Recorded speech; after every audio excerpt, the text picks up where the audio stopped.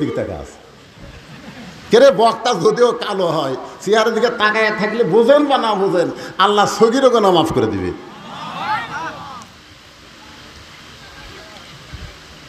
কি গুরুত্বপূর্ণ কথা আয়াত করলাম। 6 বছর ধরে আম বাগানের চাষ করছে। জ্যৈষ্ঠী মাসে দেখবার গেছে আম পাকছে কিনা, যা দেখে গাছের ডালে বসে ছোট্ট একটা বাচ্চা আম পাড়তেছে আর ব্যাগের মধ্যে তুলতেছে। বাগানের মালিক কয়, কে রে, আমি খাইনি, পরিবারের কেউ খায়নি, আর তুই আমার গাছে ছেড়ে আম পাড়তেছিস, তোর বাপক যা বিচার দে মরে। ছেলে খালি মুসকে মুসকে হাসে। বাগানের মালিক বলে, হাসিস কেন? বলে, হাসার কারণ হলো আমার বাবা কোথায় খুঁজবার যাবেন, আমার বাবাও আর এক গাছের চলিছে। টাকা দেখে আমার বাপ খালি আম পাড়ে আর বস্তা ভরায়, গাছের নিচে বসে কান্দের, বলে, আল্লাহ বিচার দিমু কার কাছে, বেটাও চোর বাপও চোর। আজকে আমাদের বাংলাদেশের অবস্থা কি হয়ে গেছে, বিচার দিবের কার কাছে, সবাই চোর। জোরে কথা ঠিক কিনা? সব টাকা বিদেশে চলে যাচ্ছে, আর জিনিসপত্রের দাম দিন দিন যে হারে বাড়তিছে, কথা কলি ধরে নিয়ে যাবি। জোরে কথা ঠিক কিনা? বিচার দেবো কার কাছে ভাই? কান্দার কয়, তোর বিচার আল্লাহ করবি রে। আল্লাহ কয়, তারা তোর দুনিয়াত কি জন্য পাঠাতি রে? অন্যায়ের প্রতিবাদ করার জন্য পাঠানো হয়েছে। কুনতুম খায়রা উম্মাতান উখরিজাত লিন-নাস তা'মুরুনা বিল মারুফি ওয়া তানহাউনা আনিল মুনকার। তোমরাই হলো শ্রেষ্ঠ জাত, শ্রেষ্ঠ উম্মত, যারা হক পথে মানুষকে আদেশ করবে, দাওয়াত দিবে, আর বাতিলের বিরুদ্ধে জিহাদ করবে। জোরে কোন কথা ঠিক কথা কন না? সবই যদি আল্লাহ করে, তাহলে ফিলিস্তিন মুসলমান বাইতুল আকসার জন্য জীবন দিচ্ছে কেন? কথা কন। মসজিদ রক্ষা করার জন্য জীবন দিচ্ছে, আর আমাদের মসজিদে বুড়া নামাজ পড়ে, আর আড়িয়া বেটা নামাজ পড়ে না, তাকে একদিন জিহাদের সুরে জোর করে নামাজের কথা কয় না। জোরে কোন কথা ঠিক কথা কন না কেন? ওরা মসজিদ রক্ষা করবে, ইহুদি যেন দখল না করে জীবন দিচ্ছে, আর বুড়া নামাজ পড়তেছে আর আড়িয়া খালি ঘুরে বেড়ায়। আর এক নামাজের কথা বলার কথা কোরআনে আছে না নাই? জোরে কোন আছে না নাই? জিহাদের সুরে বলা লাগবে। এই কি না না না, বেটাকে এরকম বলা লাগবে কি, আমি বাপ নামাজ পড়ি, তুই নামাজ পড়িস না। ফজর নামাজ থেকে যদি নামাজ না ধরিস, আমার বাড়ির তোর জায়গা হবি না। আমি কষ্ট করে কামাই করি, থালি থালি খাস, আর আলিয়ার মতন ঘুরে বেড়াস। আল্লাহ নবী বলেছেন, কথা দিয়ে যদি না হয়, ওর পাশার কাপড় খুলে চাবুক মারো। শালা নামাজ পড়িস না। করছেন কোনোদিন? করছেন? যে ভারত আমাকে বাবরি মসজিদ ভাঙ্গা দিল, 400 বছরের পুরাতন মসজিদ ভাঙ্গা ওই জায়গাটা রাম মন্দির বানালো ভারত। আপনারা বলেন তো, ভারতে কি মসজিদ বানানোর মন্দির বানানোর জায়গা নেই? কতক্ষণ আছে না নাই? তাহলে বাবরি মসজিদ ভাঙ্গা ওই জায়গাতে মন্দির বানালো, তার মানে ভারত কি বুঝালো? ভারত আমাদের শত্রু না বন্ধু? জোরে কোন, শত্রু না বন্ধু? তাহলে সেই ভারতের স্টার জলসা জি বাংলা আপনার বউ দেখে, আপনার করার কিছুই নাই।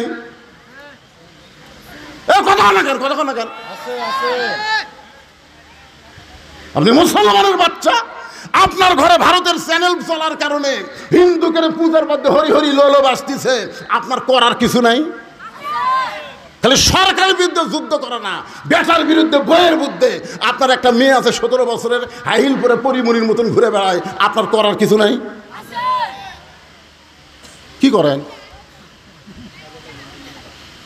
আপনার মেয়েকে কোনোদিন বলেছেন যে মা, আল্লাহ নবী বললেন, ফাতেমা তুমি নবীর মেয়ে হওয়ার কারণে আল্লাহ তোমাকে জান্নাত দিবে, এইটা কখনো মনে করো না মা। জান্নাতে যদি যাবার চাও, তাহলে জান্নাতের আমল করে তোমাকে জান্নাতে যেতে হবে।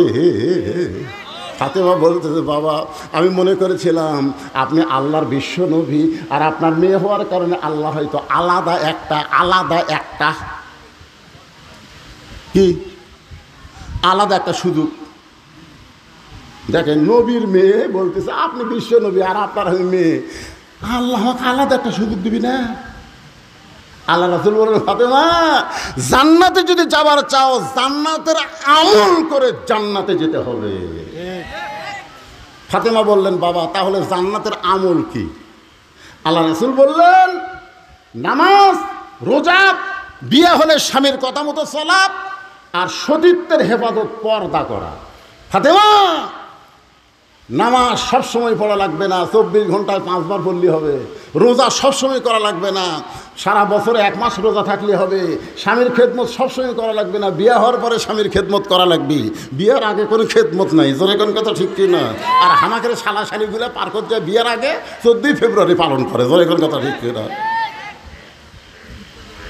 আর সতীত্বের হেফাজত পর্দা ফাতেমা, এইটার কোনো সময় নাই, এটা সব সময় আমল করা লাগবে।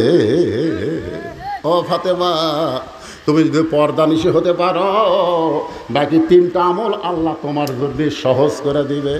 তুমি যদি পর্দা নিশি হবার পরও বাকি 3টা আমল তোমার জন্য আল্লাহ সহজ করে দিবে। ফাতেমা বললেন, বাবা তাহলে এই মুহূর্তে আমি পর্দার মধ্যে ঢুকে গেলাম। আপনি বলেন তো, পর্দার মধ্যে যদি মোস্তাকের বউ থাকতো, তাহলে বাংলাদেশের কোনো সাংবাদিক কেউ ধরতো? এই যে বুড়া মোস্তাককে চেংড়ি বিয়ে করছে, কথা কর না কেন? একটা বুড়া মোস্তাক বিয়ে করেনি, চেংড়ি। ওই চেংড়ি যদি বোরকার মধ্যে রাখতো, সবসময় পর্দার মধ্যে রাখতো, তাহলে সাংবাদিক যেত?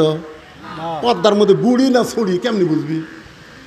তো শালা বুড়া বয়সে বিয়ে করছে, আবার বেপর্দা করিলে ঘুরতেছে, ধরা খাচ্ছে, জোরে কথা কর না কেন?